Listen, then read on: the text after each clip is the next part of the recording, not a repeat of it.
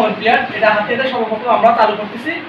তো এটার উপর আমরা একটা পরীক্ষা নিব, ঠিক আছে? এখানে সিলেবাসটা দেওয়া আছে, সিলেবাসটা দেওয়া আছে, এটা সার্ভিস থেকে বুঝিয়ে দিব। আর এই এটার আলোকে শীটগুলো দেওয়া আছে, যে শীটগুলো আমরা পরীক্ষাগুলো নিব। কথা বুঝে আসছে কিনা?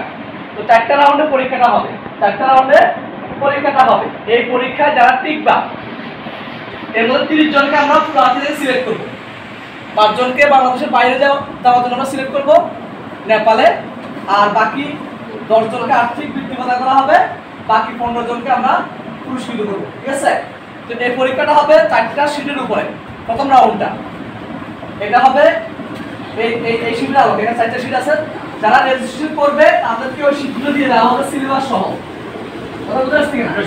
হ্যাঁ, আর সিলেবাসটা হবে 9, 8, 9, 10 একই সিলেবাসে, প্রশ্ন আলাদা। একই সিলেবাস, প্রশ্ন আলাদা। 8, 9, 10, ঠিক আছে? তো 4টা শীট থেকে যারা উত্তীর্ণ হবে তারা দ্বিতীয় রাউন্ডে যাবে। আর দ্বিতীয় রাউন্ড হবে গ্রামার টেস্ট, মানে গ্রামারের উপরে sentence, parts of speech, tense, spelling মানে বানান, আর হচ্ছে কি জেনারেল নলেজ, আর হচ্ছে ওয়ার্ড মিনিং।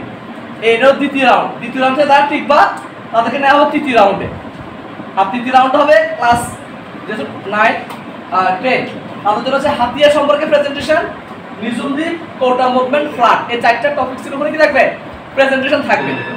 এই টোটালি এখান থেকে টিকার পরে আমরা তাদেরকে কি করবো? 30 জনকে আমরা পুরস্কৃত করবো। বুঝতে পারছি কিনা? আর যারা রেজিস্ট্রেশন করবা তারা স্যারের সাথে যোগাযোগ করবা, মানে এখানে 4টা শীট দিব, তাহলে 5টা শীট দেওয়া হবে।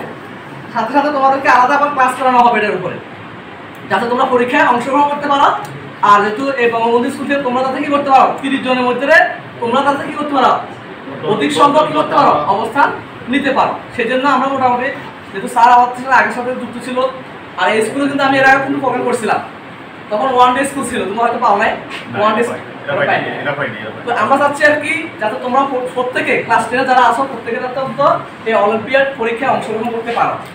আর যারা আগ্রহী হবা তারা স্যারের সাথে যোগাযোগ করবো আর কি।